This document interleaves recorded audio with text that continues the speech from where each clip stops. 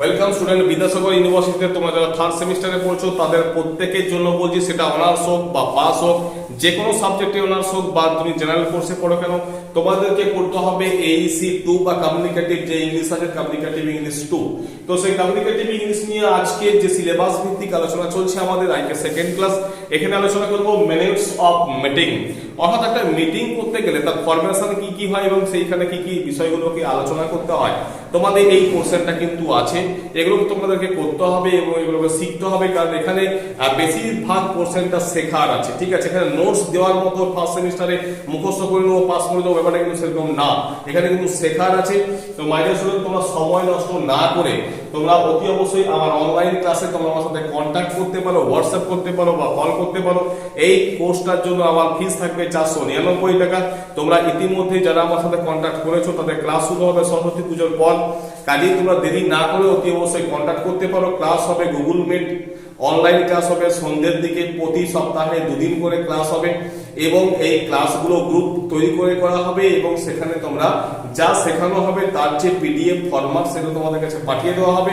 এরপরেও তোমাদের যদি সমস্যা থেকে থাকে সেগুলো নিয়ে আলোচনা হবে। আমি যাই নোটস দিই না কেন সেটা লাইন বাই লাইন পড়ে প্রতিটা শব্দের মানে বুঝিয়ে বলে তারপর সেটা আমি কমপ্লিট করব।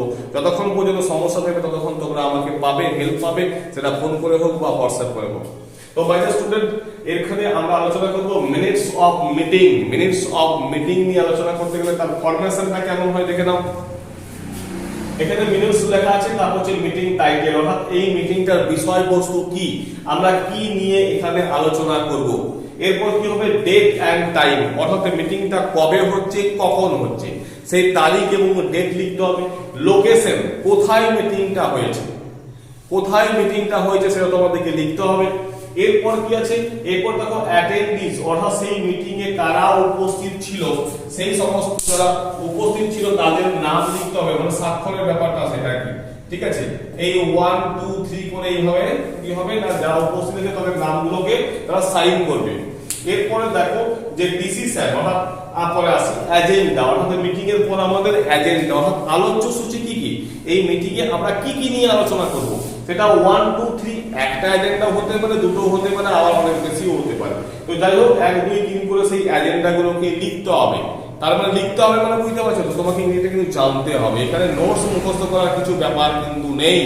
তার শর্টকাট পদ্ধতি কিভাবে তুমি লিখবে, কোশ্চেন কেমন করলে আনসারটা কিভাবে করবে, এই টেকনিকগুলো টিপসগুলোকে শিখতে হলে অতি অবশ্যই তোমাকে আমার সাথে কন্ট্যাক্ট করে আমাদের অনলাইন ক্লাসে যোগদান করতে হবে।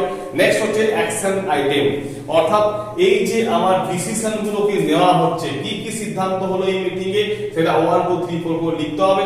মিটিং এর সিদ্ধান্তগুলো নেওয়ার পর তুমি অ্যাকশন আইটেম, অর্থাৎ কোন কোন অ্যাকশন আমাকে নিতে হবে সেই অ্যাকশনগুলোকে লেখা হবে। এরপরে কি না, এই পুরো ব্যাপারটা, পুরো প্রসেসিংটা, আমাদের যে এজেন্ডা ছিল তাকে বা যে ডিসিশন আমরা নিয়েছিলাম সেই ডিসিশনটার অ্যাকশন কি হয়েছে, কতটা কমপ্লিট হয়েছে, সেটাকে আমরা আলোচনা করব কি লাস্ট নেক্সট মিটিং ডেট। তারপর সেই মিটিং এর ডেটটা একটা লিখতে হবে। ঠিক আছে, সেই মিটিং এর একটা ডেট দিতে হবে যে নেক্সট মিটিং আমাদের কবে। এইভাবে কিন্তু রাইটিংটা আমরা লিখবো। তো যাই হোক, আশা করি তোমরা এই ফরমেশনটা বুঝতে পেরেছো, তোমরা খাতায় লিখে নিতে পারো। যদি সমস্যা থাকে অতি অবশ্যই সেটা কমেন্ট করে জানিও আমাকে, আর যারা ইন্টারেস্টেড তারা অতি অবশ্যই আমাকে ঝটপট কন্ট্যাক্ট করে নাও। ভিডিওটা ভালো লাগলে লাইক করো, সাবস্ক্রাইব করো আর বন্ধুদের মধ্যে শেয়ার করে দাও। Thank you.